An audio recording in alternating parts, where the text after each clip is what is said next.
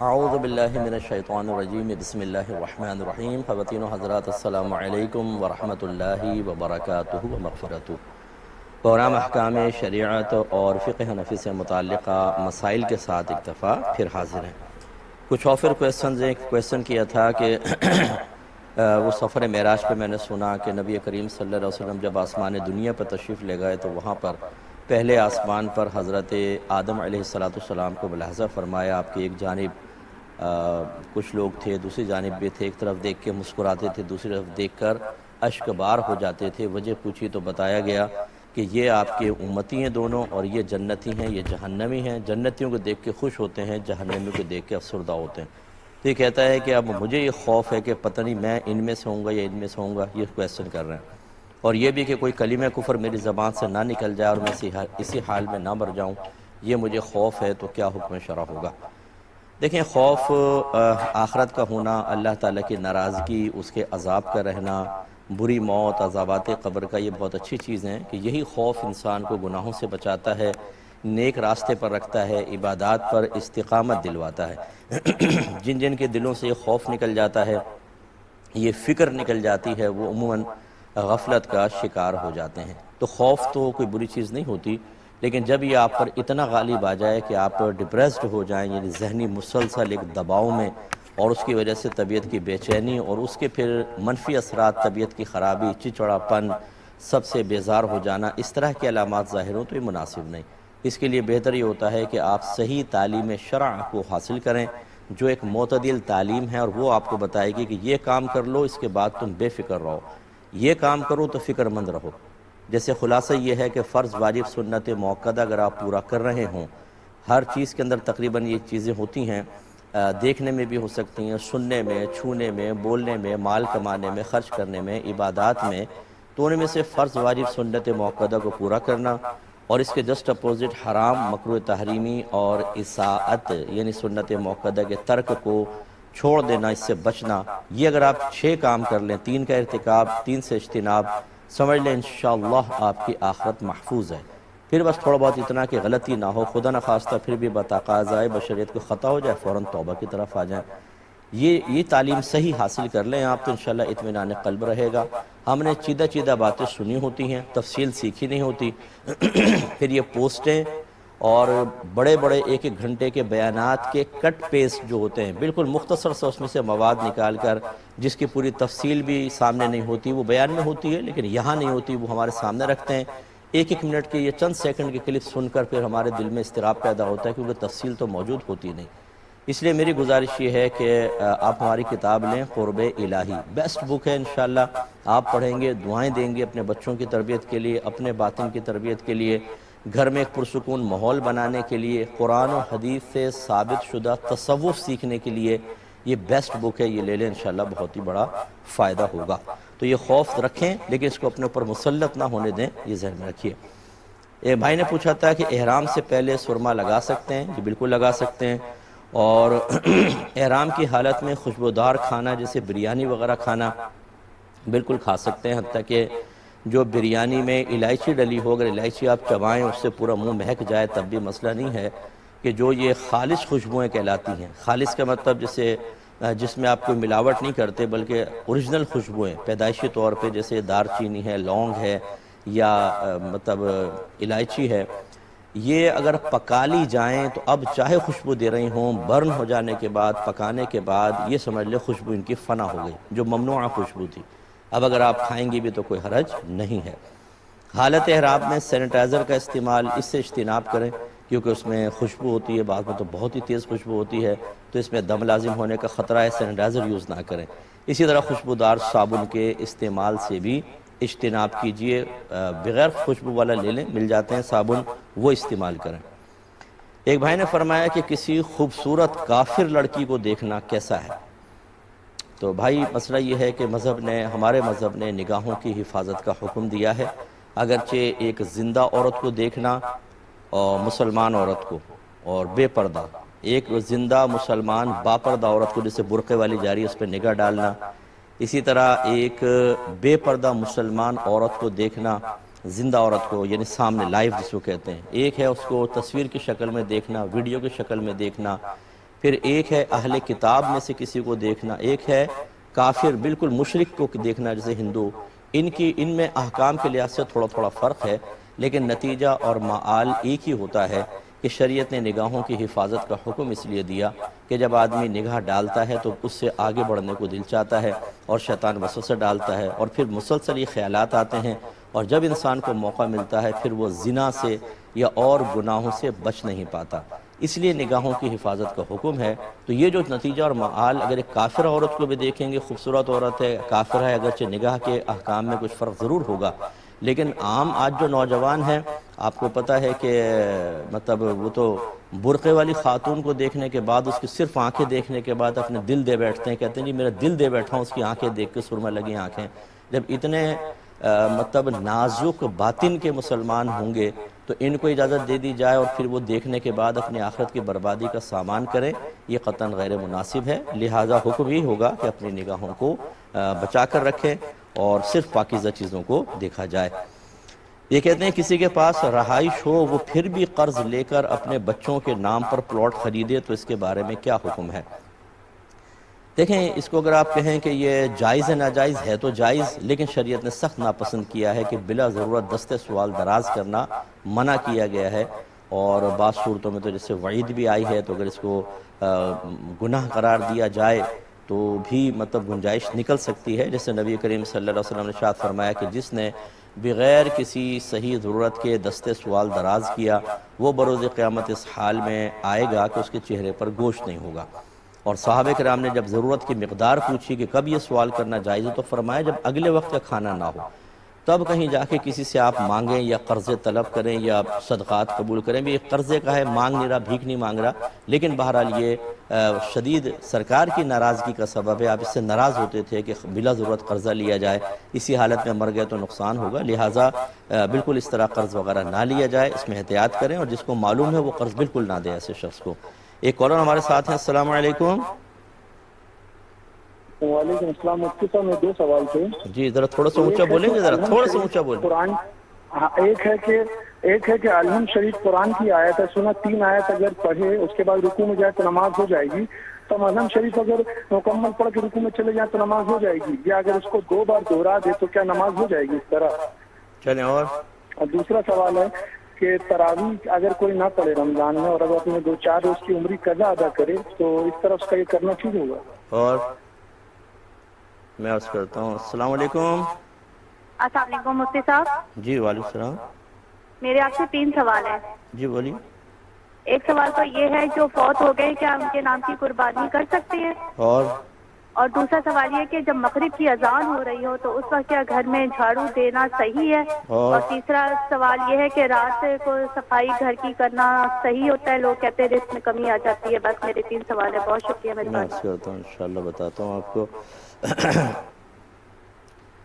یہ پوچھا انہوں نے، اسی سے لے لیتے ہیں کہ کہا جاتا ہے کہ 3 آیات اگر ہم پڑھ لیتے ہیں تو نماز ہو جاتی ہے. تو کیا اگر ہم پوری الحمد شریف پڑھ کر رکوع کر لیں یا 2 دفعہ ہم پڑھ لیں تو کیا حکم شرع ہوگا؟ دیکھیں، اللہ تعالیٰ نے فرمایا فَقْرَؤُوا مَا تَيَسَّرَ مِنَ الْقُرْآنِ، تمہیں جو قرآن سے آسان لگے وہ پڑھو. علماء نے فرمایا نماز کے بارے میں ہے، اور پڑھو کو چونکہ حکم ہے تو عرب میں قراءت کی کم از کم مقدار 1 آیت ہوتی تھی. تو یعنی 1 آیت پر قراءت کا پڑھنے کا اطلاق ہوتا تھا. تو اس لیے یہ ثابت ہوا کہ کم از کم 1 آیت کا پڑھنا لازم ہے. اور چونکہ نبی کریم صلی اللہ علیہ وسلم نے ارشاد فرمایا کہ لا صلاۃ الا بفاتحۃ الکتاب، اگر سورہ فاتحہ نہ پڑھیں تو نماز ہی نہیں ہوگی.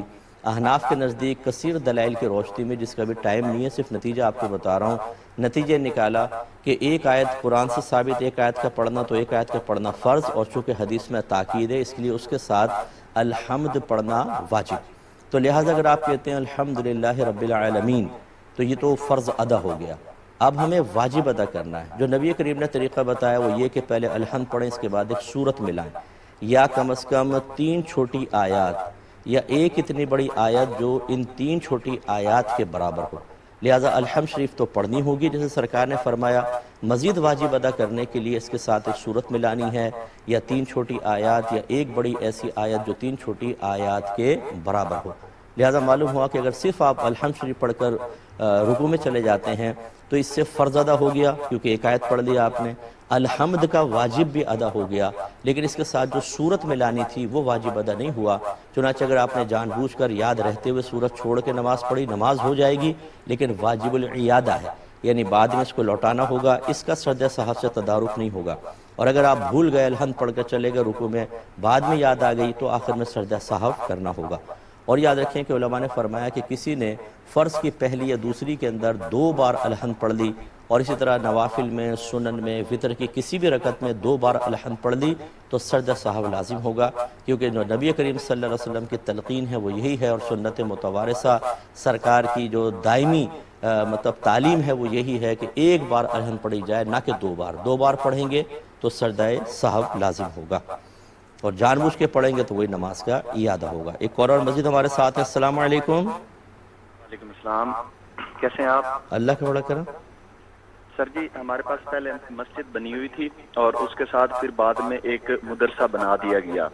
جو مسجد تھی وہ مدرسے کے ایک کارنر میں اب آ گئی ہے۔ مدرسہ کافی بڑا ہے، اس کا جو صحن ہے اس کے اندر گراؤنڈ بھی ہے، کافی 1 کنال کا ہوگا، اور ساتھ اس کا جو برآمدہ ہے وہ بھی 100 فٹ مطلب لمبائی میں اور 20 فٹ چوڑا ہے۔ اب جو جمعہ ہوتا ہے وہ تو مدرسے میں ہوتا ہے، مطلب کیونکہ بہت زیادہ بندے ہوتے ہیں۔ مسجد بالکل چھوٹی سی ہے، اور بعض اوقات جب رمضان ہوتا ہے تو مسجد میں ہم نماز نہیں کروا سکتے، تو وہ مدرسے میں اس کے برآمدے میں ہوتی ہے۔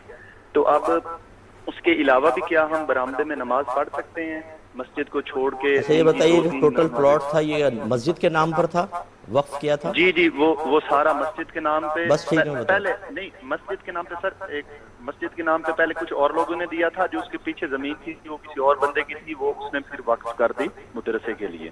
اچھا مسجد کے علیحدہ زمین ہے، مدرسے کے علیحدہ؟ جی، لیکن وہ بندہ پھر ایک کے پاس ہی آ گئی تھی بات وہ میں بس ٹھیک ہے، بس صحیح میں بتاتا ہوں۔ ٹھیک، ایک اور کالر ہے۔ السلام علیکم۔ ہیلو، السلام علیکم۔ وعلیکم السلام۔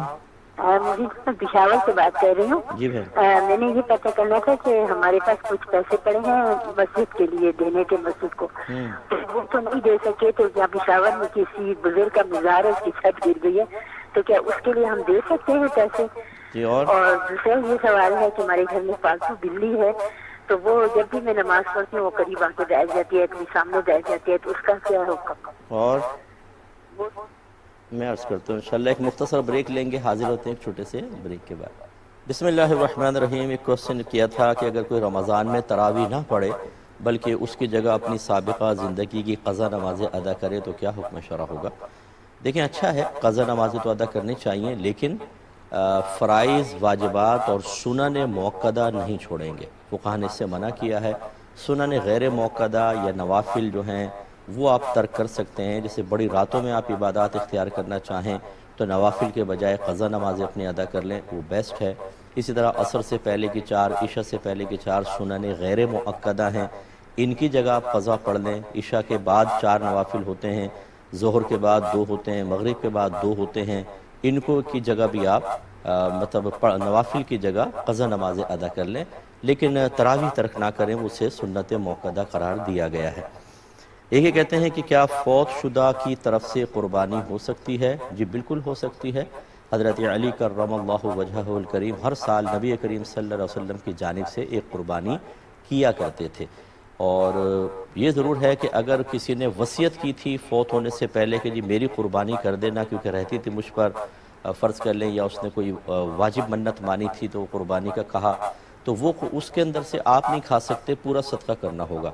اور اگر وصیت نہیں کی تھی، ویسے آپ قربانی کسی کے ایصال ثواب کے لیے کرنا چاہتے ہیں تو وہی اس کے گوشت کا معاملہ ہوتا ہے، چاہے پورا صدقہ کر دیں، چاہے اس کے 3 حصے کر لیے جائیں۔ یہ کہتے ہیں کہ کیا اذان کے دوران ہم دیگر کام وغیرہ کر سکتے ہیں؟ یہ شاید انہوں نے اس کا صفائی وغیرہ کا پوچھا تھا۔ ایک تو تھا کہ مغرب کے بعد صفائی کر سکتے ہیں، جھاڑو کے نہیں، تنگ دستی۔ دیکھیں اذان کے دوران کوشش یہ کریں کہ کچھ چیزیں ترک کر دی جائیں، اور غور سے، خاص طور پہ بہنیں وہ گھر میں ہوتی ہیں اور کوئی اتنی زیادہ بعض اوقات مصروفیت نہیں ہوتی، تو غور سے اذان سنیں، اس کا جواب دیں۔ کم از کم پہلی اذان جو صحیح تلفظ کے ساتھ، صحیح تجوید کے ساتھ، قواعد تجوید کی رعایت کے ساتھ دی جا رہی ہو، اس کا آپ جواب دے دیں۔ باقی اذانوں کے دوران آپ کام وغیرہ کر سکتے ہیں، اس سے کوئی مسئلہ نہیں ہوتا۔ اور جو یہ تنگ دستی کا مسئلہ ہے، یہ میں پہلے بھی کلام کر چکا ہوں، پھر ایک دفعہ تھوڑا سا کر دوں گا۔ ایک کالر ساتھ ہیں۔ السلام علیکم۔ السلام علیکم. السلام علیکم. جی وعلیکم السلام. قاری صاحب مجھے ایک سوال پوچھنا تھا. بولیے. وہ سوال میرا یہ ہے جی کہ امام صاحب جماعت کروانے کے لیے کھڑے ہو گئے, پیچھے جو تکبیر پڑھنے والا آدمی ہے اس کو امام صاحب کے رائٹ سائڈ پہ یا لیفٹ سائڈ پہ یا بالکل پیچھے کھڑا ہونا چاہیے, کہاں پہ صحیح جگہ ہے اس کے چلیں لیے؟ اور میں عرض کرتا ہوں. ایک اور کالر ہیں. السلام علیکم. وعلیکم السلام. جی جی میرا سوال ہے کہ جو لوگ یورپ کنٹریز میں جانے سے پہلے بینک اسٹیٹمنٹ بنواتے ہیں, جی اگر وہ کسی اور سے پیسے لے کے وہ اسٹیٹمنٹ بنواتے ہیں اور کہتے ہیں ہم آپ کو اس پہ اتنے پیسے دیں گے, ہمارے اکاؤنٹ میں رکھنے پہ پیسے آپ کو ہم دیں گے, تو وہ پیسے لینے جائز ہے؟ ٹھیک ہے. اور بس میں عرض کرتا ہوں انشاءاللہ. ایک یہ کہا تھا کہ مغرب کی نماز کے بعد سنا ہے کہ جھاڑو وغیرہ نہیں دینی چاہیے, اس سے تنگ دستی آ جاتی ہے. دیکھیں ہم تو اس سے منع کرتے ہیں, اس سے کوئی مسئلہ نہیں ہوتا. باہر کے تمام ملکوں میں رات میں ہی صفائی ہوتی ہے. دبئی وغیرہ میں کافی میں رہا ہوں, دبئی شارجہ دیکھیں رات میں ہی صفائی ہوتی ہے اور بالکل شہر کلین ہوتا ہے. اور جو وہاں پر اللہ کی رحمت برکتیں ظاہری اعتبار سے جس کو آپ اللہ کی برکت اور رحمت سے تعبیر کرتے ہیں وہ بہت زیادہ نظر آتی ہے. تو ان کا تنگ دستی سے کوئی تعلق نہیں ہے. اصل تو اللہ تبارک و تعالیٰ کی تقسیم سے ہے. کاش ہم تقدیر الہی پر توجہ کرتے. رحمت کونین صلی اللہ علیہ وسلم نے ارشاد فرمایا کہ اللہ تعالیٰ نے مخلوق کی تقدیریں ان کی پیدائش سے 50,000 سال پہلے لکھ دی تھیں. یعنی اللہ تبارک و تعالیٰ نے مخلوق ابھی پیدا بھی نہیں ہوئی, کس کو کتنا رزق ملے گا کتنا نہیں ملے گا, کون کہاں پیدا ہوگا, کس سے شادی ہوگی, کتنے بچوں کے, سب لوح محفوظ میں لکھوایا ہوا ہے. رحمت کونین صلی اللہ علیہ وسلم ارشاد فرماتے ہیں کہ قلم قدرت لوگوں کا رزق لکھ کر خشک ہو چکا ہے. اب کسی پرہیزگار کی پرہیزگاری اس کو بڑھا نہیں سکتی اور کسی کا فسق و فجور اسے کم نہیں کر سکتا. بخاری کی روایت ہے, نبی کریم نے فرمایا جب بچہ ماں کے پیٹ میں 4 ماہ کا ہو جاتا ہے تو ایک فرشتہ آتا ہے اور 4 باتیں اس کے بارے میں اللہ کے حکم سے لکھ دیتا ہے. ایک اس کا رزق لکھتا ہے, کتنا کھائے گا کتنا نہیں. تو اس کا مطلب یہ ہوا کہ آپ جھاڑو دیں نہ دیں, جو اللہ تبارک و تعالیٰ نے آپ کا رزق لکھا ہے وہ بالکل ختم نہیں ہو سکتا. تو پھر اس قسم کی چیزوں پر توجہ کر کے کہ جھاڑو ہی فائل حقیقی بن جائے, یہ مؤثر حقیقی بن جائے, اللہ کے لکھے ہوئے پہ توجہ نہ ہو. ہم کہیں جھاڑو نہ دو تنگ دستیاں آ جائیں گی, اس کا مطلب قرآن و حدیث میں مطلب شریعت اس کو لائق نہیں کرتی ہے. شریعت چاہتی ہے ہم قوی الاعتقاد بنیں, مضبوط اعتماد والے بنیں. اللہ تعالیٰ نبی کریم فرماتے ہیں اذا تطیرت فامضی, کہ اگر تجھے کوئی بدشگونی کسی چیز کے بارے میں پیدا ہو اس کام کو کر گزر, گھبراؤ نہیں, کرو اس کام کو کرو, کچھ وہی ہوگا جو اللہ تبارک و تعالیٰ نے آپ کی قسمت میں لکھا ہے. تو خلاصہ کلام یہ ہے کہ بہرحال یہ ایسی چیز بھی نہیں ہے کہ اس میں ہم جیسے روڈ کراس کر رہے ہیں, آپ کو کہے کہ چلو اللہ نے جو قسمت میں لکھا ہے مروں گا مروں گا نہیں مروں گا نہیں مروں گا اور آنکھیں بند کر کے کراس کر جائے, یہ تو فزیکلی اعتبار سے بالکل غلط ہوگا. وَلَا تُلْقُوا بِأَيْدِيكُمْ إِلَى التَّهْلُكَةِ, اپنے آپ کو ہلاکت میں مبتلا نہ کرو. یہ ایک الگ مسئلہ ہے, یہ تو ایک ظاہری چیز ہے جو ہر شخص محسوس کر سکتا ہے, حسی چیز ہے. لیکن جھاڑو دیں گے تنگ دستی آئے گی, اس کا تعلق غیب سے ہے, یہ حسی چیز نہیں ہے. اور یہ اللہ اس کے رسول کے بتائے بغیر آپ اور میں متعین نہیں کر سکتے ہیں. تو اب کوئی اگر اس پہ عمل کرنا چاہے, میں جب اس قسم کے جواب دیتا ہوں بعض لوگ سمجھتے ہیں شاید میں فلاں کی مخالفت کر رہا ہوں. مخالفت ہمارا طریقہ ہی نہیں ہے. صحیح میں آپ کو عرض کروں, یہ ان چکروں میں پڑھتا ہی نہیں ہوں. میں شریعت کا حکم بیان کرتا ہوں, لیکن اگر شریعت کا حکم کسی کو اپنے خلاف محسوس ہو یا تو وہ اس پر اسی کے مطابق قرآن و حدیث سے دلیل لائے. میں قرآن حدیث پیش کروں, آپ کہیں کہ نہیں ہمارا ذہن ایسا کہتا ہے, اب آپ خود ہی فیصلہ کر لیجئے. یعنی کہنے والا خود فیصلہ کر لے کہ قرآن و حدیث کے مقابل اپنی سوچ اور فکر یا بعض کسی بزرگ سے منقول کوئی چیز کو پیش کرنا کیسا ہے. اور دوسری بات یہ ہے کہ ہماری بات جب آپ سنیں گے تو آپ قوی الاعتقاد بنیں گے, آپ کا اعتقاد مضبوط ہوگا اور توجہ اللہ کی طرف جائے گی. لیکن جب آپ یہ چیزیں کھڑو گے, یہ گلاس یوں گرا دو گے نحوست ہو جائے گی, پاؤں ہلاؤ گے نحوست ہو جائے گی, اگر مغرب کے بعد جھاڑو دو گے تنگ دستی آ جائے گی. ان چیزوں پہ جب آپ لگ جائیں گے پھر اللہ سے توجہ آپ کی ہٹ جائے گی, کمزور اعتقاد بھی ہو جائیں گے, آپ ان چیزوں سے خوف محسوس کرنے لگ جائیں گے, اللہ کا حقیقی خوف آپ کے دل سے نکل جائے گا. تو میں کسی کی مخالفت میں بات نہیں کرتا ہوں, میں شریعت بیان کر رہا ہوں. اگر وہ کسی کو اپنے مخالف محسوس ہو رہی ہے تو وہ دلیل دے, اگر دلیل نہیں ہے تو قبول کرے, نہیں قبول کرنا چاہتا ہمارا کسی سے جھگڑا نہیں ہے. ہم کوئی جھگڑا کرنے کے لیے کوئی یہاں بیٹھے, ہم تو دین سکھانے کے لیے بیٹھے, اور ماشاءاللہ 21واں سال ہے میں سکھا ہی رہا ہوں. تو ناراض مت ہوں، آپ اپنے اوپر عمل کریں، پھر ٹھیک ہے آپ کہیں ہم تمہاری بات نہیں مانتے، قرآن و حدیث کی بات ہمیں سمجھ میں نہیں آ رہی، ہمیں اپنی دلیل سمجھ میں آ رہی ہے، تو پھر ہم زبردستی تو نہیں کر سکتے، وما علینا الا البلاغ، ہم تک تو بات کو پہنچا دینا ہی لازم ہے۔ یہ بھائی نے فرمایا کہ پہلے ایک مسجد کا پلاٹ تھا، وہ مسجد کے لیے وقف جگہ تھی، پھر کسی نے مدرسے کے لیے بھی ایک جگہ دے دی، اب مدرسہ بنا لیا گیا، اور مسجد ایک چھوٹی سی جگہ پر ہے، مدرسہ بڑا ہے، نمازیں بہت ساری اس میں ہوتی ہیں۔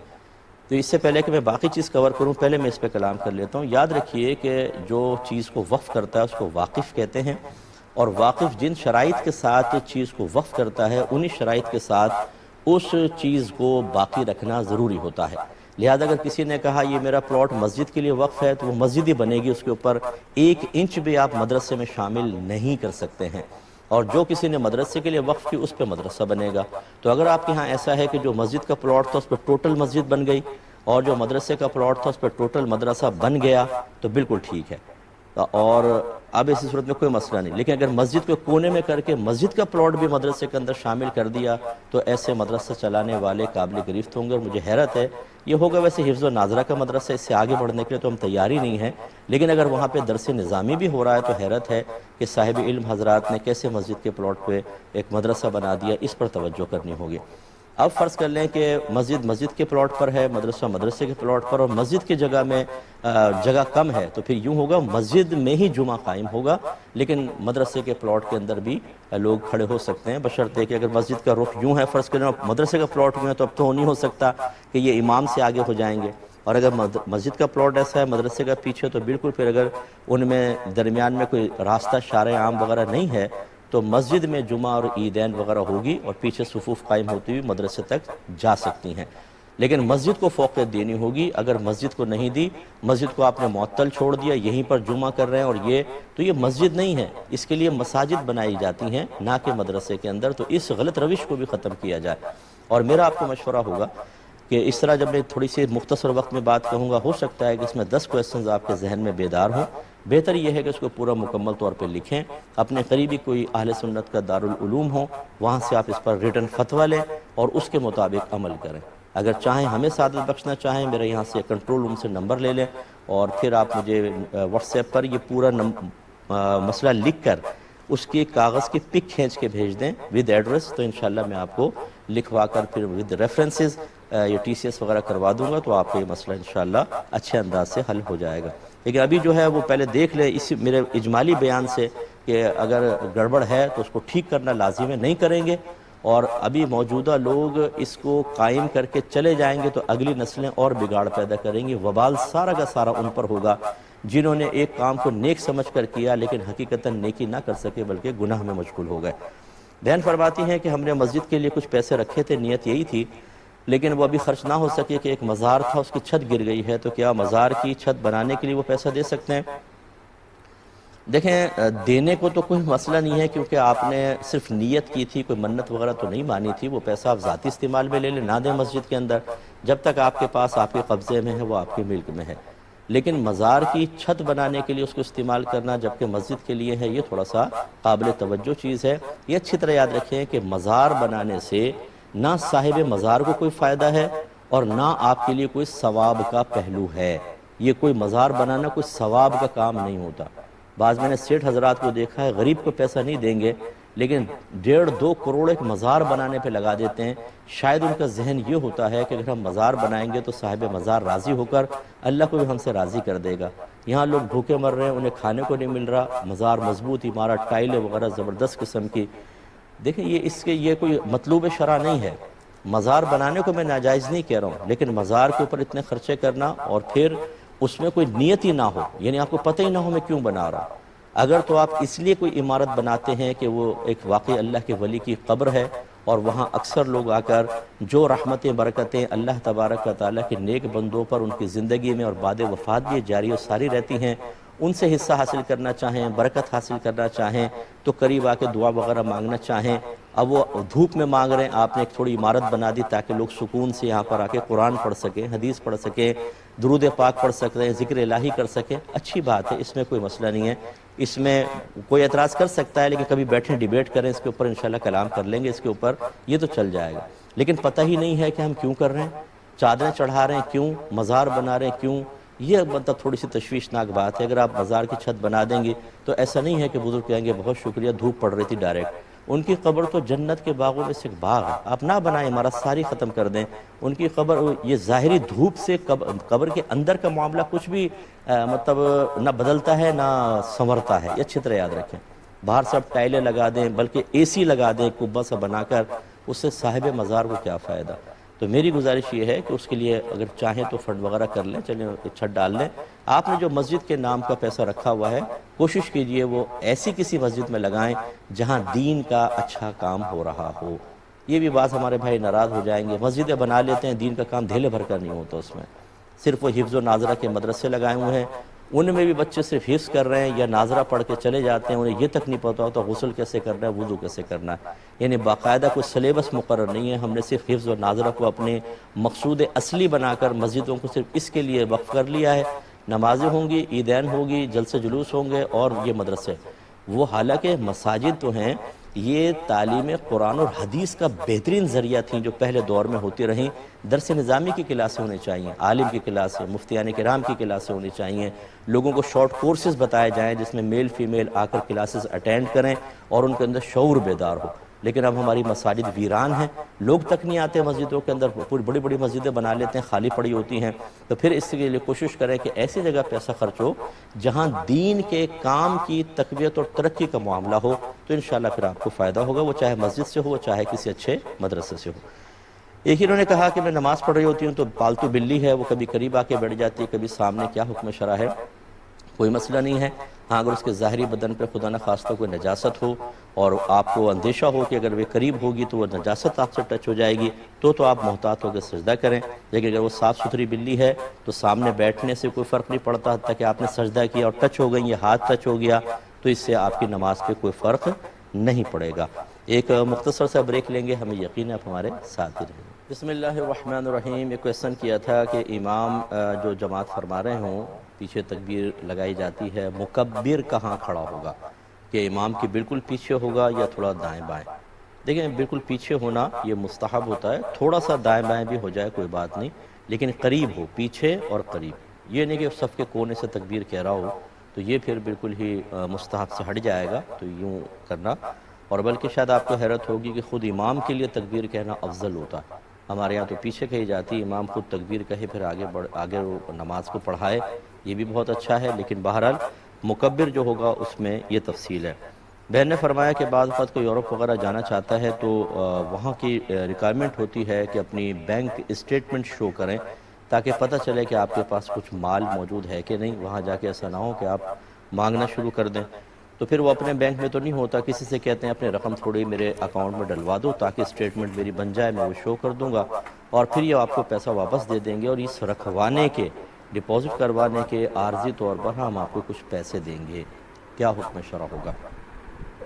دیکھیں یقینی سی بات ہے کہ یہ ایک دھوکہ اور جھوٹ کی کارروائی ہے، اور صرف پیسے رکھوا کر اس پر پروفٹ لے لینا یہ کوئی شرعی لحاظ سے ایسا کوئی عمل نہیں ہے کہ جسے اجارہ تعبیر کیا جائے اور اس پر کوئی اجرت کا تعین ہو۔ اور جبکہ جھوٹی آپ کو اسٹیٹمنٹ دکھانی ہے، جھوٹی اس اعتبار سے کہ آپ کے پاس پیسہ نہیں ہے، اصل تو اسٹیٹمنٹ نہیں ہے، اصل تو اس بات کی شورٹی کہ آپ کے پاس پیسہ ملکیت میں موجود ہے کہ نہیں۔ اگر آپ وقتی طور پر ڈلوا بھی دیتے ہیں، وہ آپ کو مالک نہیں بناتا، وہ صرف آپ کی اسٹیٹمنٹ بنانے کے لیے ڈالتا ہے، اور آپ یہ شو کر رہے ہوتے ہیں اسٹیٹمنٹ، اپنی اسٹیٹمنٹ، بینک اسٹیٹمنٹ جمع کرا کے، اکاؤنٹ کی اسٹیٹمنٹ، کہ میرے پاس اتنا پیسہ ہے، تو آپ جھوٹ بول رہے ہیں نا، آپ جھوٹ بول رہے ہیں، دھوکہ دے رہے ہیں سامنے والے کو، لہٰذا اس طرح کے معاملات نہ کیے جائیں، یہ بالکل صحیح نہیں ہوتا ہے۔ جب آپ کے پاس اپنا پیسہ ہو پھر آپ کریں، یا اس سے وہ ہبہ کر دے، وہ آپ کو یہ ہو سکتا ہے کہ وہ آپ کو تحفہ دے دے، گفٹ دے دے، یہ 5 لاکھ میں نے آپ کو گفٹ دی، اب آپ ڈال لیں، اب گفٹ کے اوپر تو کوئی پروفٹ نہیں ہوتا، پروفٹ وغیرہ وہ آپ کوئی نہیں لے سکتا، آپ لے لیں، جب آپ کو کام ہو جائے تو پھر آپ اس کو واپس گفٹ کر دیں۔ یہ تو گنجائش نکل سکتی ہے کہ تحفہ لیا آپ نے اور بعد میں دیا، اس کو ایک حیلہ شرعی سے آپ تعبیر کر سکتے ہیں، اور یہ بھی وہاں ہوتا ہے جب آپ کو بہت ضرورت ہے باہر جانے کی اور اب آپ کے پاس پیسے وغیرہ نہیں ہیں، تو چلو یہ گفٹ والا سسٹم کر کے کر لیں۔ لیکن جب آپ کو گفٹ نہیں بلکہ وہ کہہ رہا ہے صرف رکھوا کر اور میں پیسے واپس لے لوں گا، بلکہ اس پہ پروفٹ بھی دیں آپ مجھے، کس چیز کا پروفٹ؟ کیا رکھوانا کون سا ایسا عمل ہے کہ آپ کو پروفٹ ملے؟ تو یہ کسی بھی شرعی جو عقود ہیں ان کے اوپر پورا نہیں اترتا، تو یہ صحیح نہیں ہوگا۔ اور اسی طریقے سے پھر آپ آگے دھوکہ دے رہے ہیں، جھوٹ بول رہے ہیں، اس لیے اس کو منع ہی کیا جائے گا۔ ایک یہ بہن نے کویسچن کیا تھا کہ ان کے پاس تقریباً 4 تولہ گولڈ ہے جو بچوں کے لیے رکھا ہوا ہے اور کوئی رقم نہیں ہے، تو کیا اس پر زکوٰۃ بنے گی کہ نہیں بنے گی؟ دیکھیں، بچوں کے لیے رکھنے کا مطلب، اگر تو آپ نے کہا کہ یہ میرے بچوں کا ہوا، یہ بچوں کا ہے، تو پھر تو آپ کی ملکیت سے نکل کر، اگر وہ نابالغ بچے ہیں، پہلے دیکھ لیں نابالغ ہیں اور آپ نے کہا ان کا، تو آپ کی ملکیت سے نکل کے نابالغ بچوں کے ملکیت میں گویا کہ چلے جائے گا، چاہے آپ قبضے میں نہ دیں، تو پھر تو اس پہ زکوٰۃ نہیں بنے گی، کیونکہ آپ کی ملکیت میں رہا نہیں اور بچے نابالغ ہیں۔ اور اگر وہ بالغ ہیں، آپ نے کہا کہ یہ ان کا میں رکھ دوں گی یا ان کو بعد میں دے دوں گی، اس سے پھر آپ کی ملکیت سے نہیں نکلے گا، یاد رکھیں، ٹھیک ہے؟ بالغ کو قبضہ دینا ہوتا ہے۔ اور فرض کر لیں کہ آپ نے یہ فزیکلی طور پر، یہ جیسے نابالغ بچے ہیں ان کو کہہ دیا کہ یہ ان کا ہے، یا بالغ بچے ہیں ان کو ان کے قبضے میں دے دیا، پھر یہ آپ کی ملک میں نہیں ہے اور آپ اس میں بالکل کوئی تصرف نہیں کر سکتی ہیں۔ یاد رکھیں، جب دے دیتے ہیں تو تصرف نہیں کر سکتے۔ یہ بحث تو اس میں ہے کہ آپ نے جو یہ بات کہی۔ باقی یہ کہ 4 تولہ گولڈ اگر آپ کے پاس ہے، آپ کے قبضے میں بھی ہوتا، جو مزید اگر کوئی بھی مال نہیں ہے تو اس پہ زکوٰۃ نہیں بنے گی، کیونکہ تقریباً 7.5 تولہ سونا ہو تو پھر اس پہ زکوٰۃ ہوتی ہے، یا اس سے کم ہو جیسے آپ کے پاس ہے، لیکن اس کے علاوہ تھوڑی سی چاندی یا کوئی کیش اضافی آپ کی ضرورت ہے، حاجت اصلیہ سے زائد رکھا ہے بینک کے اندر، تھوڑا بہت چاہے 5,000 ہی کیوں نہ ہو، تو پھر تو ایسا کریں گے کہ سونے کی قیمت لگوائیں گے، 5,000 کو ایڈ کریں گے، ٹوٹل کے اوپر زکوٰۃ بنے گی۔ اب یہ سارے میں نے کچھ تھوڑا تفصیل سے ذکر کر دی، 2 دفعہ یوٹیوب پہ یہ پروگرام ڈلے گا، اس مسئلے کو سنیں اور اپنی سچویشن کو اس میں سے نکال لیجئے گا۔ ایک بھائی کہتے ہیں یہ اللہ کی رضا سے مراد کیا ہے؟ دیکھیں، اللہ کی رضا سے مراد یہ ہوتی ہے کہ وہ عمل کرنا کہ جس کے بدلے میں اللہ نے انعام کا وعدہ فرمایا ہو، تو یہ سمجھ لیں کہ یہ اللہ کی رضا والے اعمال کہلاتے ہیں۔ اللہ کے راضی ہونے کا مطلب ہی یہ ہوتا ہے کہ وہ بندے کے لیے جنت کا فیصلہ اس نے فرما دیا ہو، تو ہم اس رضا الہی کو حاصل کرتے ہیں۔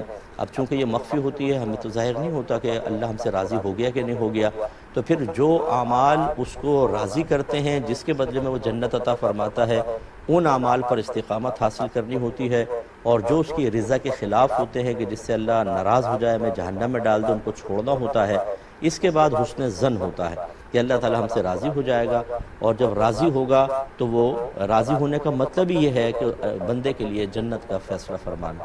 اور یہ یاد رکھیے کہ استقامت سے نیک عمل کرنے ہوں گے، گناہ سے انسان بچے، اچھی صحبت اختیار کرے، تو حسن ظن رکھے۔ اللہ تعالیٰ خود فرماتا ہے حدیث قدسی، بلکہ سرکار نے ایک تو حدیث سرکار نے بیان فرمائی، سرکار نے فرمایا وفات سے 3 دن پہلے کہ اللہ تبارک و تعالیٰ سے ہمیشہ اچھا گمان رکھو۔ اور ایک حدیث قدسی اللہ تعالیٰ نے فرمایا کہ میں اپنے بندے کے گمان کے ساتھ ہوتا ہوں، جیسا وہ میرے ساتھ گمان رکھے، اچھا رکھیں گے اللہ تعالیٰ اچھا آپ کے لیے انجام فرمائے گا، برا رکھیں گے تو برا بھی ہو سکتا ہے۔ لیکن صرف گمان پر ہی نہیں سارا معاملہ ہے کہ ہم تو حسن ظن رکھے ہوئے، اللہ تعالیٰ بخش دے گا۔ مراد یہ ہے کہ نیک اعمال کر کے، تمام قیودات شرع کا لحاظ کر کے، نبی کریم و صحابہ کرام اہل بیت اطہار کے طریقے پہ چلنے کے بعد پھر اچھا گمان رکھیں۔ پھر یہ گمان نہ رکھیں کہ اتنا کرنے کے بعد بھی اللہ ناراض ہو کے جہنم میں ڈال دے گا، نہیں بھی حسن ظن قائم رکھو۔ نہ کہ ہمارے کہنے کا مطلب یہ ہے کہ نہ نماز پڑھو، نہ روزہ رکھو، خوب حرام کماؤ، بالکل اللہ رسول کی پرواہ نہ کرو، قرآن و حدیث کو پس پش پھینک دو، اور پھر جب کوئی سمجھانے لگے تو لہجے کو مستحکم کر کے بڑے قابل اعتماد طریقے سے کہو کہ یہ تو میرا اور میرے رب کا معاملہ ہے، اور بھائی تم الگ ہٹ جاؤ، اللہ کی رحمت بہت بڑی ہے ماشاءاللہ۔ پھر اپنی پوری فیملی کو کمرے میں بند کر کے اندر سے کنڈی لگا دیں، دکان بیچ دیں، ختم کر دیں، کاروبار ختم کر دیں، جاب سے ریزائن دے دیں، کیونکہ اللہ کی رحمت بہت بڑی ہے، وہ نہ آپ کو بھوکا مارے گا، نہ آپ کی فیملی کو بھوکا مارے گا، انشاءاللہ سب مل جائے گا، کمرے میں ملے گا آپ کو، کیونکہ آپ کا تو حسن ظن ہے۔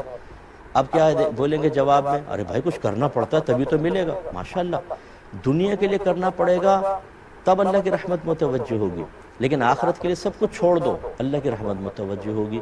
یہ آپ کو کس نے چیز سکھا دی ہے؟ ڈیفرنس آپ نے فرق کیسے پیدا کر لیا؟ اس کا مطلب ہے یہاں شیطان ہماری رہنمائی کر رہا ہے، اچھی طریقے سے بات کو سمجھیے۔ ایک بچے نے کہا کہ میں اپنے والد والدہ پہ ڈیپینڈ ہوں، پڑھتی ہوں، اور تھوڑے بہت مجھے جو پاکٹ منی ملتی ہے اس سے میں پیسے بچا لیتی ہوں۔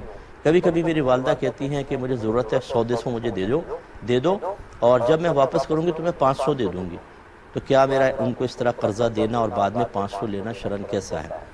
دیکھیں بیٹا یہ بالکل جائز نہیں ہے. آپ کی والدہ ویسے تو پیار محبت میں کہہ رہی ہوں گی کہ چلو بیٹا 200 دے دو، میں 500 دے دوں گی، لیکن اس بھولے پن میں وہ ایک سودی معاہدہ آپ کے ساتھ کر رہی ہیں، اور اگر آپ نے اس قرض کے اوپر یہ معاہدہ کر لیا تو آپ بھی گناہ گار ہوں گے اور والدہ بھی گناہ گار ہوں گی. آپ ویسے دیں والدہ کو، اپنی خوشی سے بعد میں وہ دے دیں الگ بات ہے، لیکن باقاعدہ اگر طے کر کے آپ نے کہ 200 دوں گی 500 لوں گی تو یہ سود ہو جائے گا اور دونوں گناہ گار ہوں گے. پہلے ایسا کیا ہو تو اس پر اللہ کی بارگاہ میں توبہ کر لیں.